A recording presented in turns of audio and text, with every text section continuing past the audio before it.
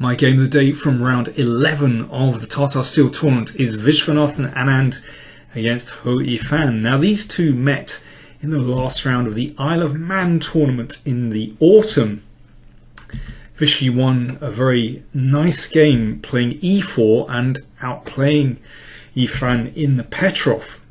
Today he's gone for c4 and they've transposed into a Queen's Gambit, and well, Vishy was playing this very quickly, so clearly he was anticipating Yifan's opening, and she has played like this before. Now, pawn takes pawn is just a normal Queen's Gambit exchange variation after bishop g5 and so on, and Vishy likes fixed pawn structures.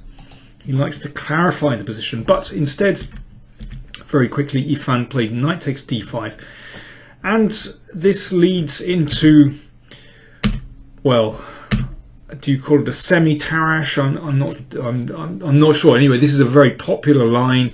It's been played for decades. And Black's idea is that after knight f3, then you trade off, and you can trade another pair of minor pieces. And Black has a lot of security, although of course White has a nice centre. Having traded those minor pieces, in fact, Black is not doing too badly, and that's been pretty well researched over the past few years. But instead of allowing that, instead of playing knight f3, Vishy, I think, plays a very clever move, and this is very much in fashion at the moment. Rook b1, very simple move, and of course the idea is that after trading, Black no longer has the option to play bishop b4 check. So basically rook b1 keeps more pieces on the board. It cuts across Black's cozy plan to exchange pieces. Very clever. Vishy did this quickly. Bishop e7 from Yifan, knight f3. So now both sides develop very naturally, but with an extra pair of minor pieces on the board. That keeps more tension in the position, and it's less easy for Black to develop the queen, for example. So imagine those pieces have been traded, then the queen can come out to e7 or maybe f6, but Black is more cramped here. Anand played in a very classical way. He just defended this pawn, and that allowed the queen to step out, so this is defended, and then he can just put a rook in the middle of the board. In the meantime, Yifan has brought the bishop to the long diagonal, but of course this is simply a more comfortable position for White, because White has a nice pawn centre. Now, Black has to solve the problem of the queen. Where does that queen go? If we could, magically put that queen over here, maybe,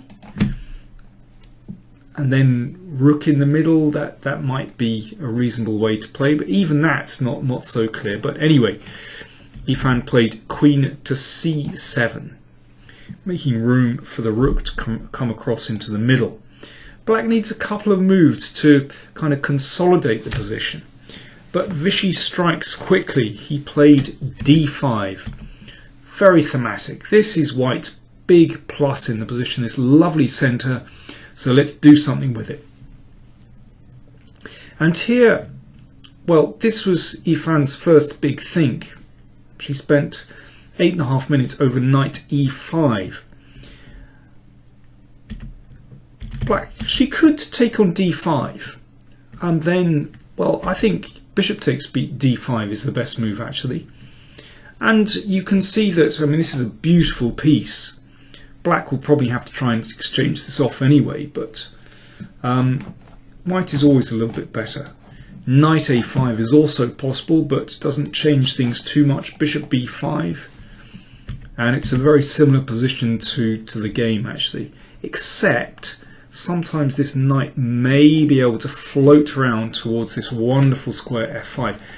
This highlights some of the difficulties that Black has in this position. That it's not just the d pawn that Black has to take care of here. white can use his space to suddenly switch over to an attack on the king, and these pieces can be way out of action across the other side of the board. Yifan played knight e5, and so it's possible to trade, but Vishy just played bishop b5. He spent 25 minutes over that move. Yifan exchanged on d5. And this is a tricky position. How are you going to deal with that pawn on d5? So, for example, bishop d6, one would like to blockade securely, but then knight d4, this knight floats round to f5, very dangerous. Rook fd8 doesn't change that much in the position, just rook here, and yeah, it's similar to the game. Well, Yifan exchanged off on f3, queen f3. And now bishop c5. Rook c1 pins, so the queen moves away. Now bishop f4, so Vishy's still looking at some moment to advance. Of course, that's pinned for the moment. But bishop c6 is probably going to be the move, just to get that bishop in on c6, anchored by the pawn. And yes, this bishop looks very healthily placed on this diagonal, therefore bishop d6, but the bishop came in anyway, and this is now very uncomfortable. It seems to happen so quickly and so easily. My computer now recommends the move bishop a8. Well, if that's the best that black has, this is pretty miserable. This is hardly a human move, and I just don't believe it's sustainable to have the bishop here. It looks absolutely dreadful. I mean, white has so many moves to build up here. Simply g3, h4. Looks very nice. Yifan traded on f4.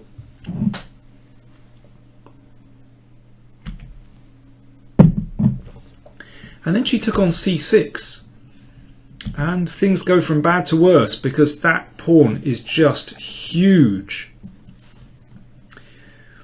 She blockaded with the queen, but just rook d6. And this reminds me very much of a classic Korchnoi game. I think it was against Pologievsky. I'll have to look it up a bit later. Where, actually, I think it might have even been from the same opening, but he had this powerful passed pawn, and then he protected it with the rooks, and then just turned his attention to the king side, advancing the h-pawn, and eventually launched an attack on black's king and won the game, while black was tied to blockading that c6 pawn. And roughly the same happens here. I mean, this is just beautiful classical chess. So Vishy supports the rook. h6 to give the king a flight square. That's normal, and Vishy did the same. And also, now the queen is protected, then, well, even rook takes is threatened. So rook takes rook, rook takes rook. We don't want the rook and pawn endgame, not yet. With the queens on the board, Vishy is going to attack. Well, this doesn't really achieve very much at all. Queen d5. And if, let's say, b4, then rook d7 and queen f7, followed by destruction. So that's the threat. And Vishy's pieces are perfectly arranged. The c-pawn is protected, and now it's time to switch towards attacking black's king. So king h7 avoids that, but, well, not for very long. Queen e4 check is really powerful. If g6, then rook d7, and white breaks through to the 7th rank, and this is absolutely fatal. So after queen e4 check, the king came back to g8, and the rook came to d7 anyway. Obviously, if queen takes pawn, then rook d8, the king can't come back to h7. Rook takes rook, queen takes queen, so simple deflection. So rook d7, queen a5, and now the pawn is able to advance. Once again, there are problems on the back rank. If rook takes, then simply rook d8 is mate. So the rook went to f8 and queen e7, and that was the last move of the game. Vishy threatens, well, among other things, queen takes rook, and rook check and a new queen, or simply rook d8, very simply winning. Well, one of those games where Vishy was absolutely in his element. Very clear strategy, made it look so smooth, and this is an absolute classic. You know, if you want to learn about how to handle these kind of positions, you can't do better than that. I mean, it's just a beautiful demonstration. That win brings Vishy up to 7 points, and he's now half a point, just half a point behind the leaders. Let me give you the other scores. Karyakin outplayed Kramnik very nicely. Long game, but once again, rook and bishop of opposite colours. Kramnik has problems against Karyakin. Wesley So defeated Gawain Jones. And the top games were drawn. So Mamedyarov against Carlsen and Caruana against Geary. Carlsen had a few little difficulties, but managed to survive in an endgame fairly easily. Geary was also worse against Caruana, but I think Fabiano is lacking a bit of oomph. He seems really demotivated after his poor start in the tournament. So that leaves the scores after 11 rounds. Geary, Carlsen and Mamedyarov on 7.5 points. Anand a half point behind on 7. Kramnik, Karyakin So on 6.5. So with 2 rounds to play, it really is wide open. So Anand is now coming into the frame as well. Critical games for round 12. Geary has white against Adiban, good chance for him. Carlsen has white against Matlakov, also reasonable chances. Mamedyarov has black against Jones, so Jones is a bit out of sorts at the moment, so also a chance for Mamedyarov.